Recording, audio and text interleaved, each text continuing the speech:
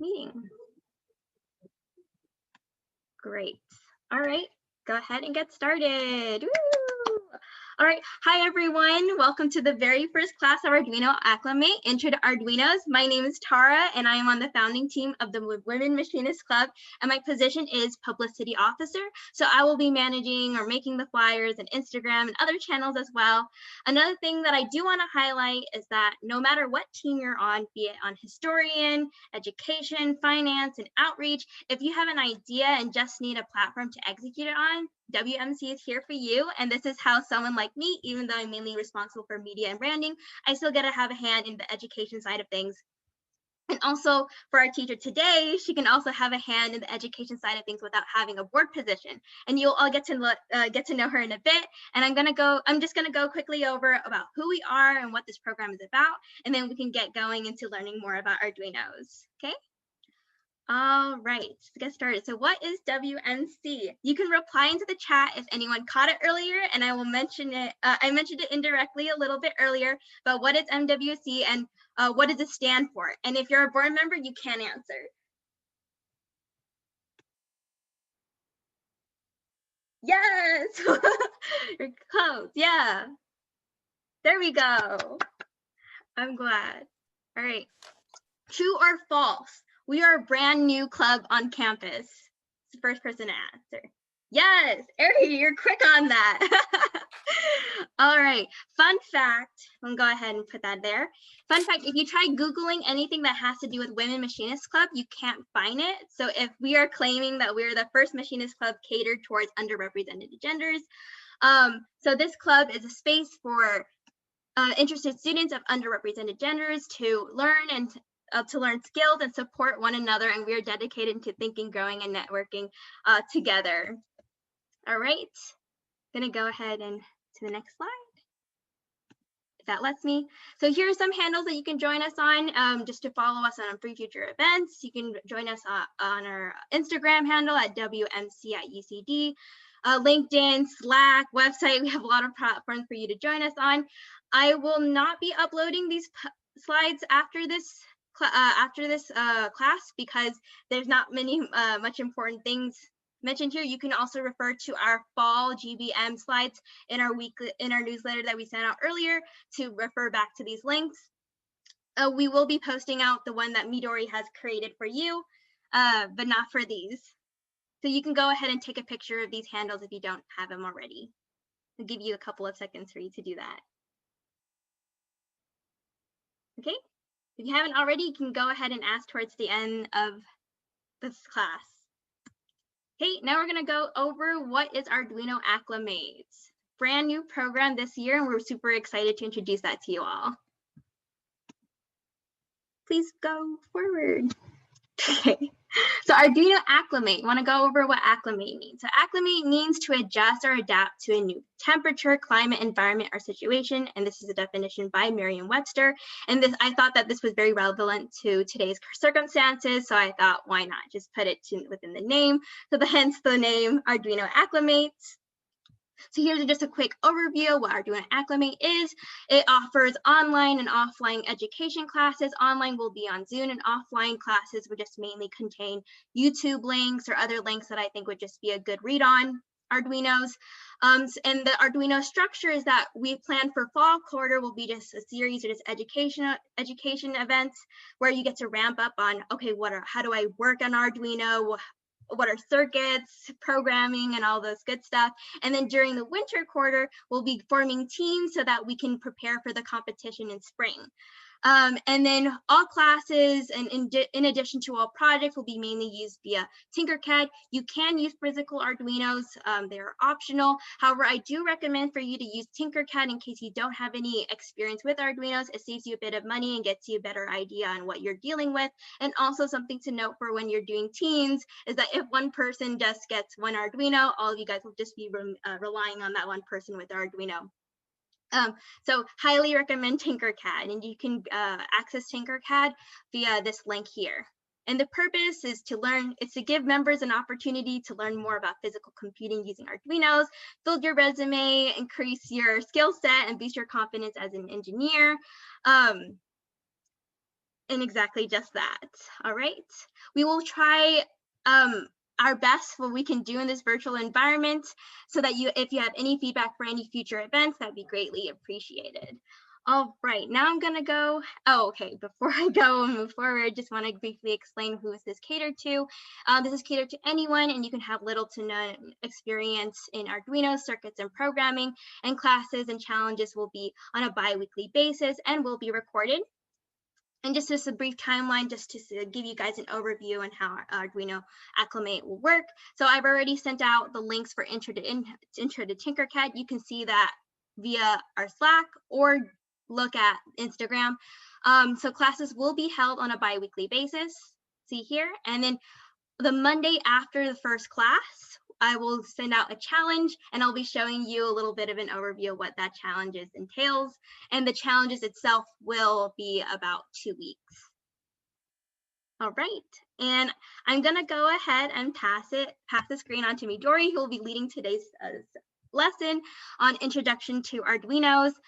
We are so lucky to have her here, and she has such a flavorful background with engineering, research, such cool projects, which she will tell you herself what she's up to. But definitely, if you have any questions regarding her experience, please ask. Again, this is an opportunity to learn more about Arduinos, but also an opportunity to interact with our amazing speakers, and it's one of the benefits that you have for Zoom. So I'm gonna go ahead and stop share, and then pass it on to Midori. Thank you so much, Tara. Yeah, and thank you for giving an overview of the program as well.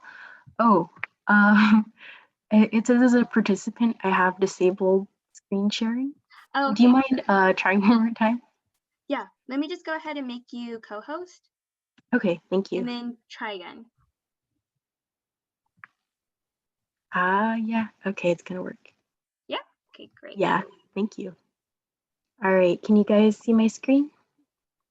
Yes. Awesome. Okay, we'll just put that at the bottom for now.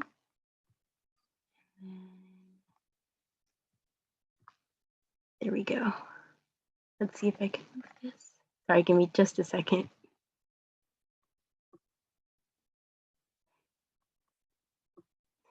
That's all right. I'll just be at the bottom there. All right, so hello everybody, welcome. So this is the Arduino Acclimate series, and we're doing class number 1, so Introduction to Arduino. My name is Midori, and I'm going to be teaching the class today. So on the right side of the screen, you can see an Arduino microcontroller, and this is the Arduino Uno, so it's one of the most common ones that's used. I'm not sure why it froze for a little bit. All right, so logistics. Welcome to Women Machinists Club. The mission statement is to provide a safe and respectful place for underrepresented machinists to learn, develop, and share their skills. So to me, what that means is everyone is welcome. We're here to provide a safe space and help everyone to learn more and become better machinists and continue professional development. And also just logistics for this presentation. If you have a question, feel free to put it in the chat. And if I don't see it at the end of the slide, just let me know, or Tara will go ahead and stop me and say, hey, there's a question, but I'll try to keep an eye on the chat as well.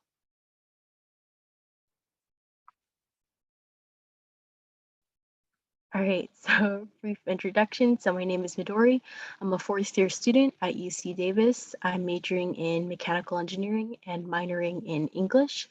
And I have 3 years of experience in the engineering field. So some of that experience is research labs on campus, and some of it is in industry. But the majority of my experience is in mechanical design and mechanical electrical system design, as well as prototyping and testing. So this past summer, I worked at Fresenius Medical Care, which is a company that makes dialysis machines. So these are machines that help people with kidney failure. So it helps filter out the toxins from their blood, right? But I've also worked in different labs on campus. So some of them are the bioinstrumentation and biomems laboratory, and that was a lot of prototyping and working with very like small electronics and like microchips. And the other laboratory was the Bionic Engineering and Assistive Robotics Laboratory. And that project was, again, prototyping and testing, but for a robotic system with more motors and that kind of thing. And yeah, so on the side, I love to cook. All right, so for the agenda for today, we're going to go through what is Arduino, the basic components of how to build a robot, introduction to hardware and some circuits, some examples, and then next steps, and I'll turn it over to Tara. So what is Arduino? An Arduino is a microcontroller, and the dictionary definition, a microcontroller is an integrated circuit that contains a microprocessor, memory, and associated circuits, and it controls some or all of the functions of an electronic device. So that's a little complicated, but I guess in simpler terms, a microcontroller is the brain of your robot, the brain of your system, right? So you can write code and upload it to this device, the Arduino, and it can send commands to your motors to move at a certain time, to do things. It's the brain of your system, and that's why it's so important. All right, so what is Arduino used for? On the very left of the screen, you can see some kind of drill press at a manufacturing plant. Arduino is like the brain, right? So for mini robots, it's an essential component to ensuring that they're going to move at the correct time, that the machine is going to function properly. So it can be used for manufacturing, like is shown on the left, for agriculture, like shown in the middle. So this is a drone that's going to fly over the field and go spray pesticides or check that the crops are healthy, things like that. And then on the right side of the screen, you can see it also has applications to healthcare. So actually a few months ago, my grandpa had to go into the hospital for something, and he sent me a picture of a machine just like this. And the nurses were using this machine to transport blood samples to different parts of the hospital. The top opens up and the inside is kind of like a small refrigerator, and they can use this machine to take different blood samples to different rooms in the hospital. And this is also something that's controlled using Arduino. So lots of possibilities, a ton of applications, and this is a really important skill to learn and build on. All right, so we're going to go into how to build a robot. So there are three main components.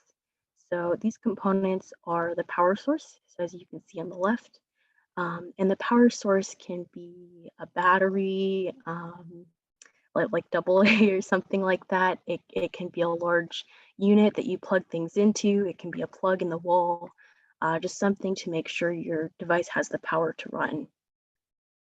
Next, you need something to control your system. So right now we have an Arduino microcontroller. So this again is like the brain of the system, right? It tells your motor or your light bulb or whatever when to turn on, how long to move, how fast to move, and you can write code to program it to move at a certain time. So this is really important, brain of the system.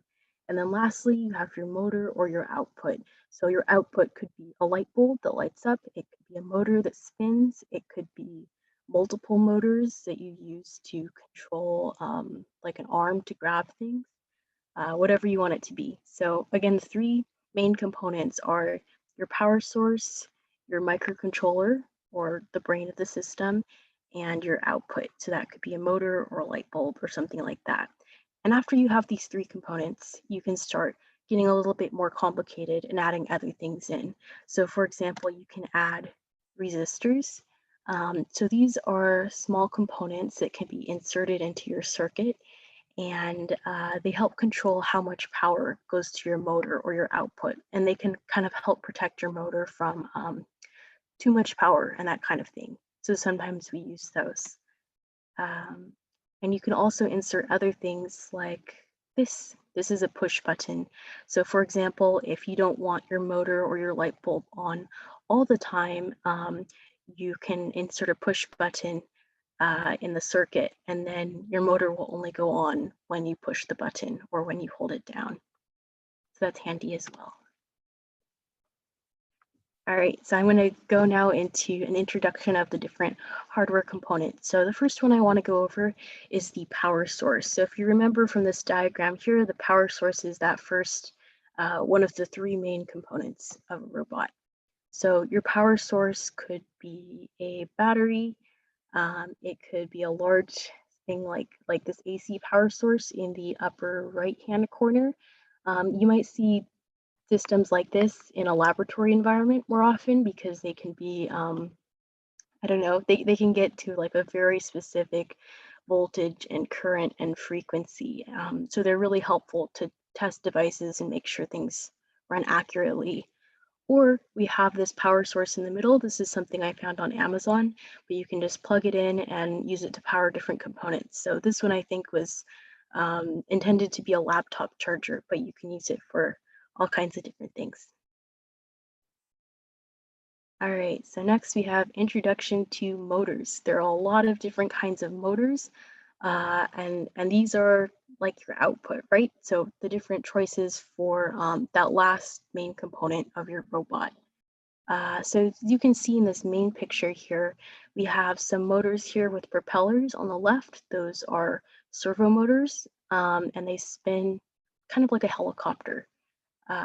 We have a large array of motors, stepper motors, which are some of these ones over here.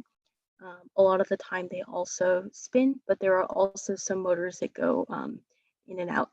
And on the right, you can see we have more images of servo motors. So on the very bottom where I'm circling my mouse, we have a servo motor, just kind of how it looks out of the box. And at the top, we have one with a propeller on top, so you can see more how it moves.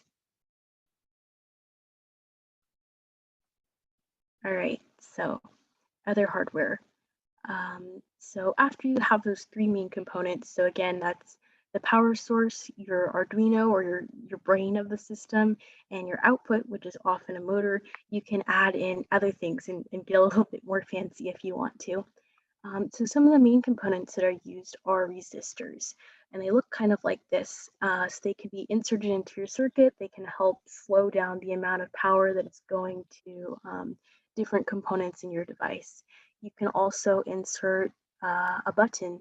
We talked about this earlier as well, to make sure your motor only turns on at a certain time. You can insert lights. So this is an LED that can be put in the circuit, and I'll show you an example later, but sometimes you can build systems where, for example, when you push a button, the light turns on as the motor is going, kind of as an indicator like, oh, okay, when there's a green light, the motor's on, when there's a red light, it's off, that kind of thing. You can write different programs. Here's another example of a button-like mechanism. So instead of a button, this one is a switch. So you can slide it on and off to control when your circuit is on and off. One good example of something like this is a light switch, like in your house or in your apartment. You can switch the light on and off, and it uses a very similar mechanism to this one. And then you can add in whatever component you want, honestly. So this is another example of a type of output. It's a vibration motor. So instead of spinning like the other ones, this one has a small pad that vibrates. This is a temperature sensor that you can build into your robot if you want to. For example, if you want to, say you have a drone flying over a field and you want to increase the amount of pesticides you spray if it's over a certain temperature that day, and some of it's gonna not stick as well, right? So this is something you could build in. And this one on the very bottom is a piezo or what is the name for it? Or a buzzer. So this is something you can insert into your circuit if you want there to be a noise component.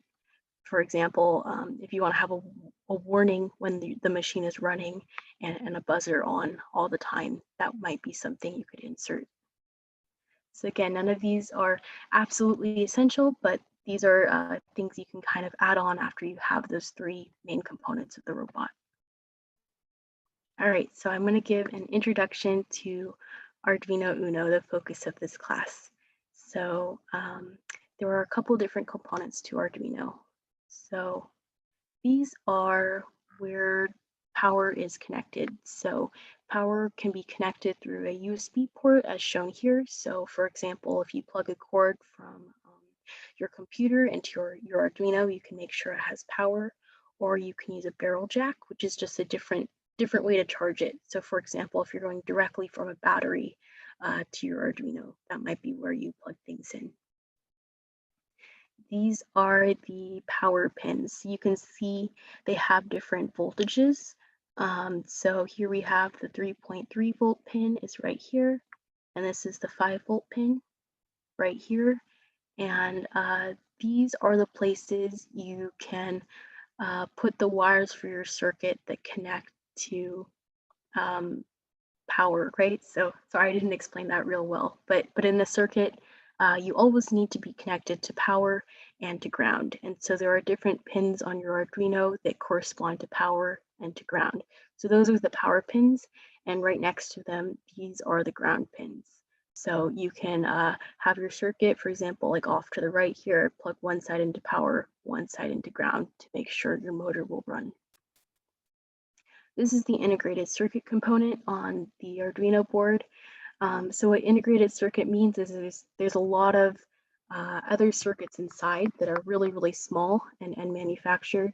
And the reason it's important this is on there is because this holds a lot of information for making sure your Arduino functions properly, and it can do analog to digital conversion and all the things it needs to do. So this is like, I don't know, I guess like a brain within a brain, right? You don't really program it yourself, but it's really helpful, and it allows you to do the things with this device that you can. This one is a power indicator. So this is just a little LED light, and when you plug in your Arduino to power, this will turn on. If it doesn't turn on, that usually means there's an issue with your plug or with your Arduino, and something may not work. So that's always good to keep an eye out for. This is the reset button. So this one isn't used very often, but it's important to have. It's kind of like a, what is the word? Like a failsafe or an emergency stop. So your Arduino again is like a brain, right? But because it's hardware in a device, it doesn't think for itself. You have to tell it what to do. So the way you do that is you upload code or instructions, and then this device tells your motor or your robot what to do, right? So sometimes when you're in the middle of running code or you're in the middle of instructions, and maybe your motor isn't doing exactly what you were hoping it would do, you can hit this reset button and the Arduino will stop where it is in the code and start again from the beginning. So for example, if your motor's going haywire and you're worried it's gonna, I don't know, fall off the table or hurt someone, you can hit your reset button and it'll go back to the beginning and you can unplug things before starting again. All right, so next we're going to go into pins, digital and analog. So pins are these little black areas you can see on these strips, and they're actually small holes that you can plug wires into. And so they're really helpful because you can connect your wire to different points on this Arduino or the brain, and that helps you control, I don't know, your device and what you can do. So at the bottom here in red, these are your analog pins. So what analog means is that your signal is, what is the best way to say this? It's unfiltered, right? So you can have a really high voltage or a really low voltage, and it can wiggle around a lot over time, right? So you might have like 5 volts down to 2 volts, up to 3 volts. That kind of thing is your signal, and that's just fine with analog. So analog takes in everything and outputs everything. Then you have digital. So I think the best way to explain digital is it's like an approximation of analog, right? So analog, you have your voltage exactly how it is, whether there's variation or not. Digital is an approximation of that signal. So it's what a lot of people use in computers, right? So like binary, you represent the voltages, your code as ones and zeros to tell the computer when to go, when to stop, that kind of thing. So both are good, and it's important to have both to get an accurate representation of how the motor is moving and how you can control your robot. So that's just kind of a brief intro. Hey, Midori, we have a question Oh, regarding okay. this past slide. Yeah. Yeah, can you use both the 3.3 volt and 5 volt at the same time? No, I don't think so. So typically Arduino Uno, the maximum voltage you can use is 5 volts with this particular board or system, right? So often if you're dealing with a device that doesn't need the full 5 volts, instead of adding in a lot of resistors, sometimes they'll use the 3.3 volt section, so you don't have to make as many changes to your circuit. But yeah, this particular device, it has a limit of 5 volts. So if you go over that, I mean, you can, but it may fry things, you know, so you don't really want to risk it. Yeah, Got it. great question. Thank you. Yeah, no problem. Are there any other questions? I think that's it for now from the chat. Feel free to ask any questions if you have any in the chat, and then you can also stop Midori whenever too. Yeah, please feel free to stop me at any time. Hi, Midori. Hi. Could you explain the difference between the digital and the analog pins again? I kind of missed it. Yeah, no problem. Sorry, I don't know if that was the clearest. Let me see if I can do it again. All right, so there's different. Okay, so digital and analog measure the voltage from your system, right? So you might plug a wire in here and your analog pin will read like, oh, okay, your motor is outputting 5 volts or 3 volts or, you know, whatever. And it reads the value directly. And digital is an approximation of that value. So for example, if you have a digital input or a wire going into digital, instead of reading like, oh, the motor is at 5 volts, it'll process the voltage as a signal, right? So the Arduino will store that value like, oh, okay, 5 volts corresponds to this number in binary, right? And it'll store it as code, kind of. Sorry, does that make sense or not really?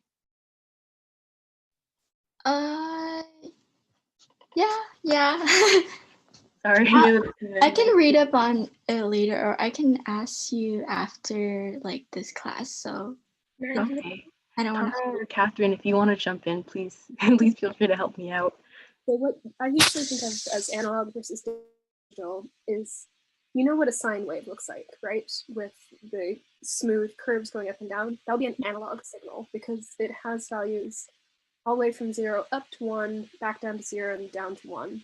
So all those in-between points it can read. But digital, that'll be a square wave where it's either on or off. So there are only certain values that it can take. I see. Okay.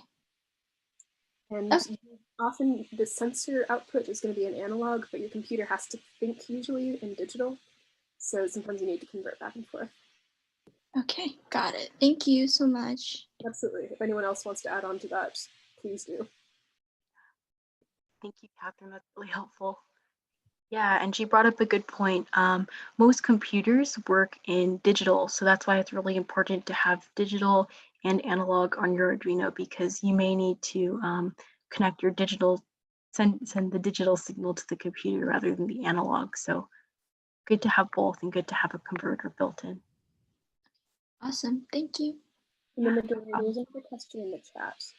Okay. Asking if you could explain again the difference between a servo motor and a stepper motor. Yeah.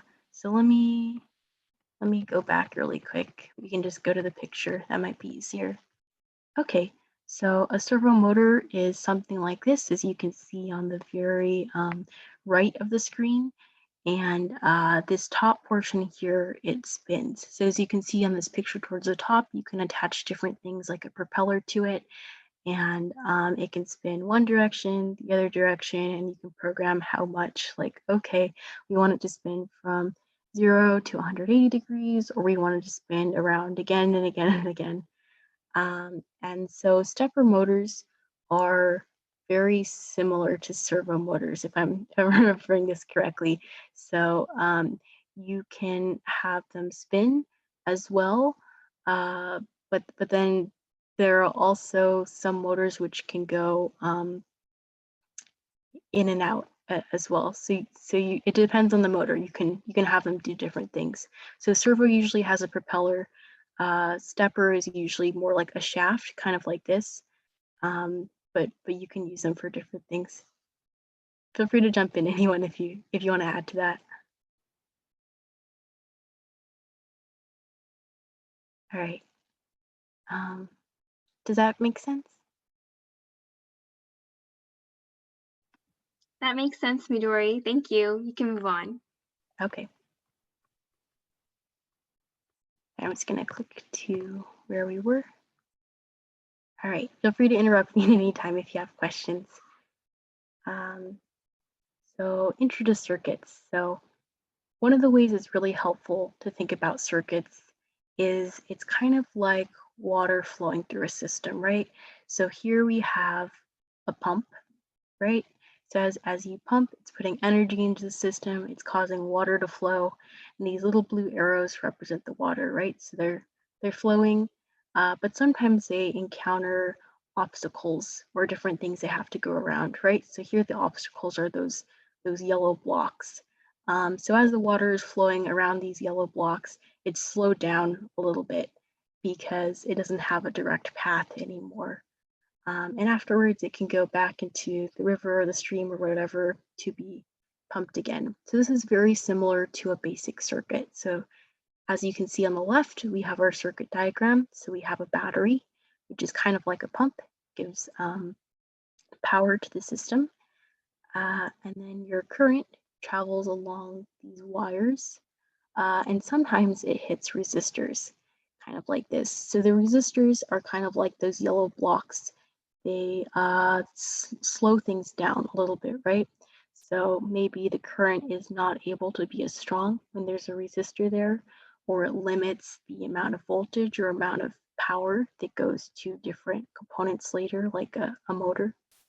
And just like the water where it flows back into the stream and can be sucked up again by the pump, the wire has to be connected back to the battery and back to ground so that the circuit is complete. All right, I'm going to move on. If you have any questions, please let me know. All right, so here I just wanted to illustrate that these two are the same. So right here on the left is what we've covered so far. So we have a battery and we have different resistors. So here we have resistors 1, 2, 3. And on the right, we have a circuit schematic. So this is something that's used to represent circuits a lot of times when you're doing calculations or in textbooks or whatever, but it's helpful. So we have the batteries represented by these lines. So one thick line, one thin line. And you can have one or two just like this. And then the resistors by these squiggles or V shapes.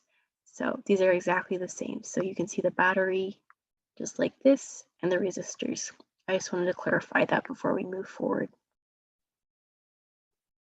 All right, so first we're going to go over circuits in series.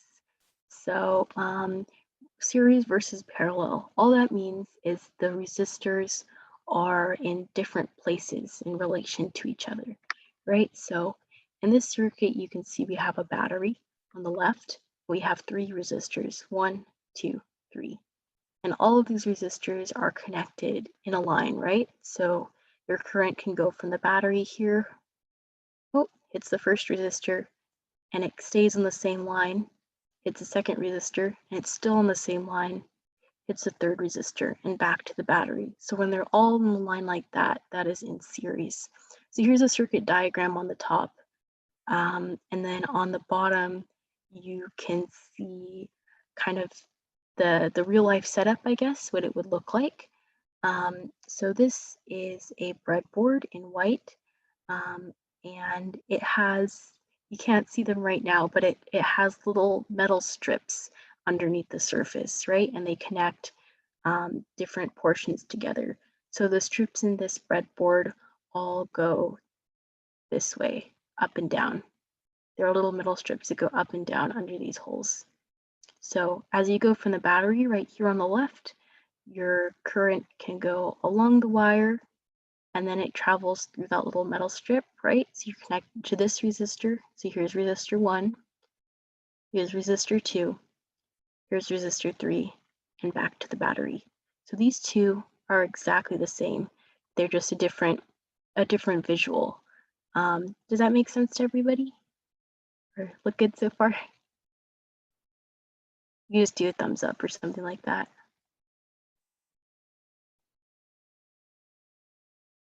All right, I'm going to move on for now. Feel free to stop me if there's any questions. So next we have circuits in parallel.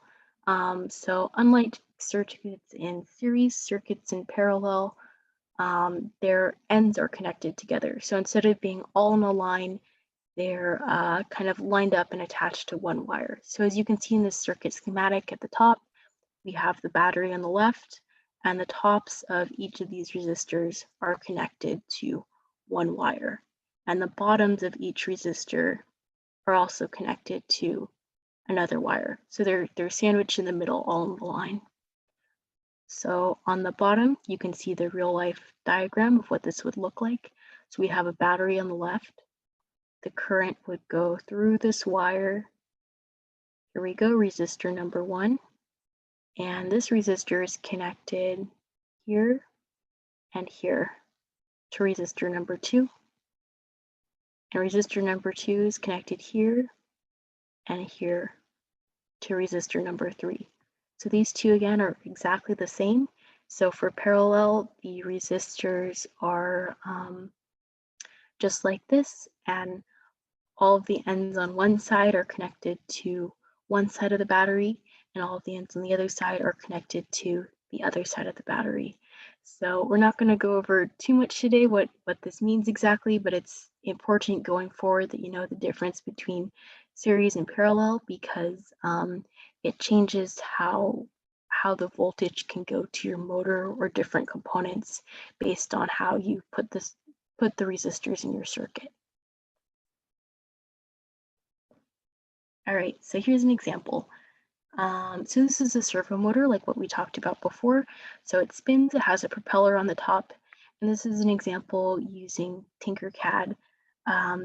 So I'll credit for this example to tinkerCAD. So we have this code on the right side of the screen, right? And it tells us, okay, we're gonna rotate the servo from 0 to 180 degrees, and we're gonna make it take 15 milliseconds for the servo to reach your position. So we have the power wire that's going to the 5-volt power here. So that's this red wire. This ground wire, which is connected to ground, right? So we have our complete circuit. We have our power in red, our ground in black that are connected to our motor right here.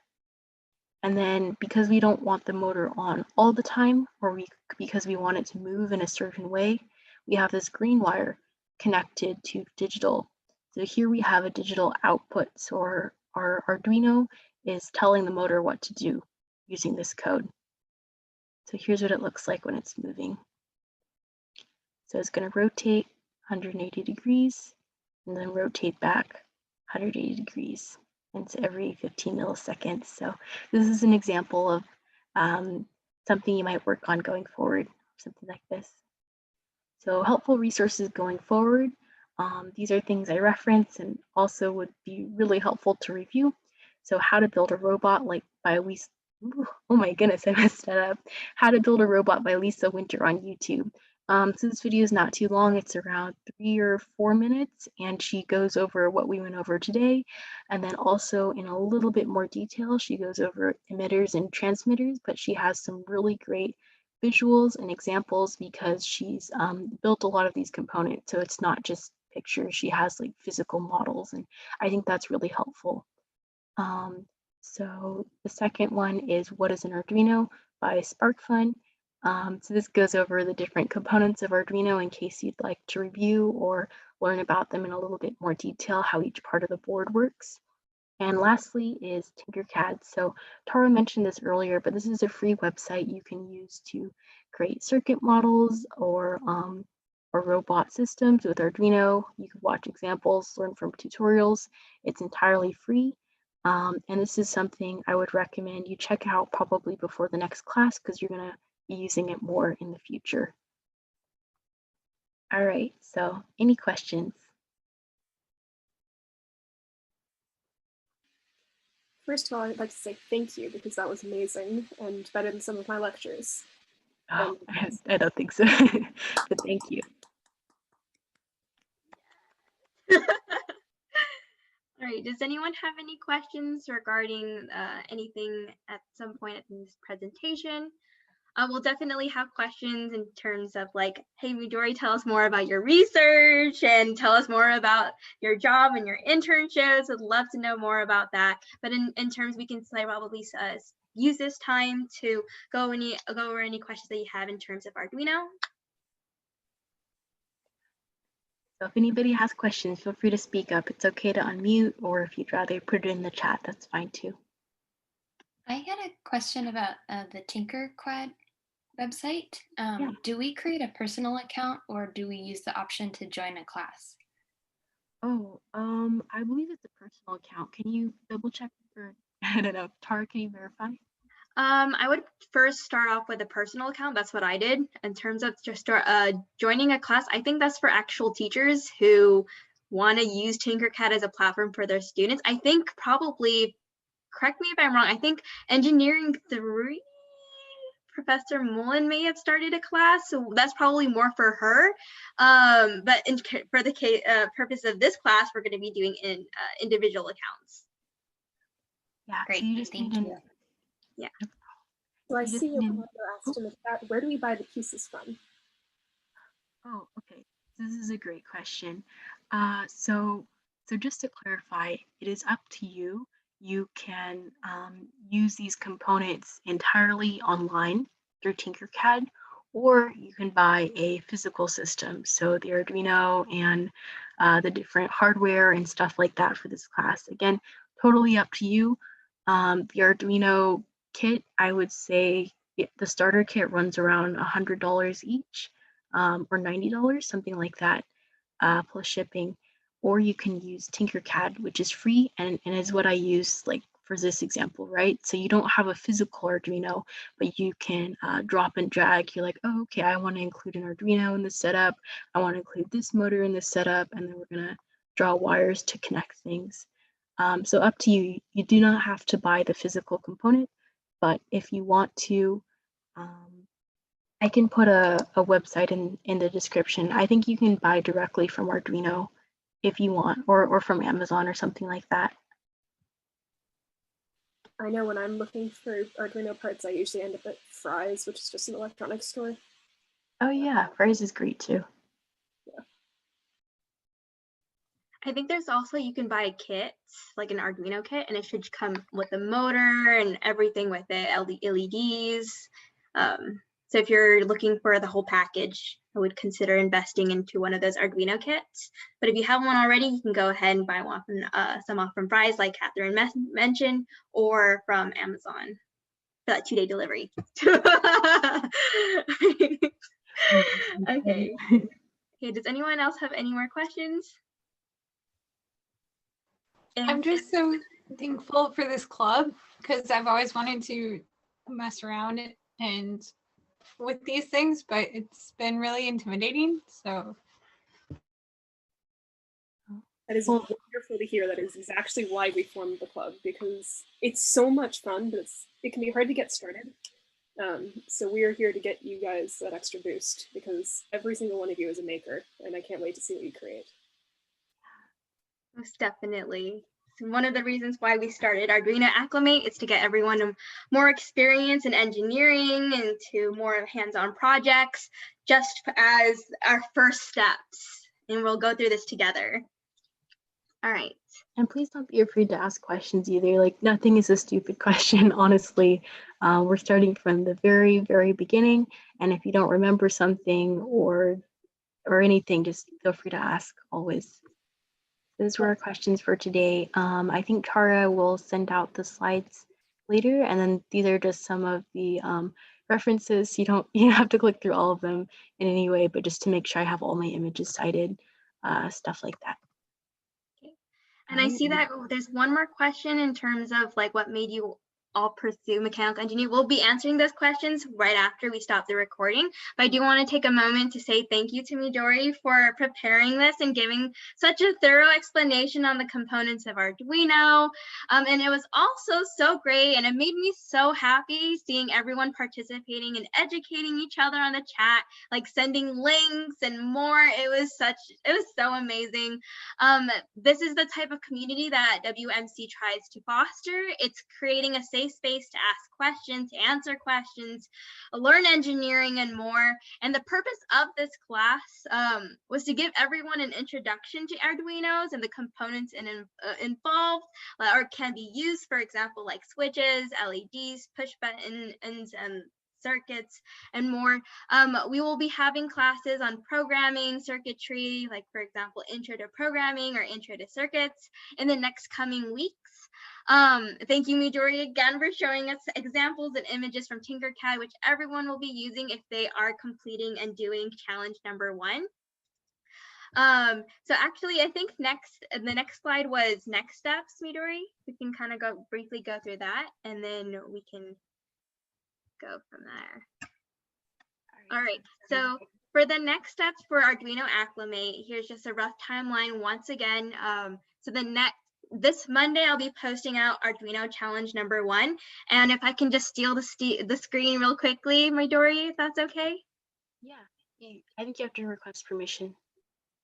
Okay, I think let me just kind of take this and it'll just automatically start sharing from my screen. Does everyone see my screen? Cool, right. All right, so this is the first challenge. I'll be sending out more details on Monday, but the first challenge is entailing you're gonna build a smoke detector. So the prompt is that the California Governor, Gavin Newsom, has requested that the members of the UC Davis Women Machinists Club to look into designing an affordable small footprint smoke detector for shelters that don't have one inbuilt. No better time than now to start building one. California can thank us later. So just to get ideas running in your head, if you haven't seen the tinkerCAD video already that I sent out via Instagram or Slack, I would highly recommend watching that in order to really prepare for this. This will be about a 2-week challenge, so you'll have time, balancing out classes and more. So that's about it for next steps. Just look out for our next class, and our next class is happening. On-Shape workshop is on the 24th, and more details for that will be sent out soon. And yeah, thank you all for coming. Is it all right? I would love to take a screenshot to document this, if it's okay if I do that. If people can just like turn on their videos. Oh, actually, let me start recording real quickly before I do.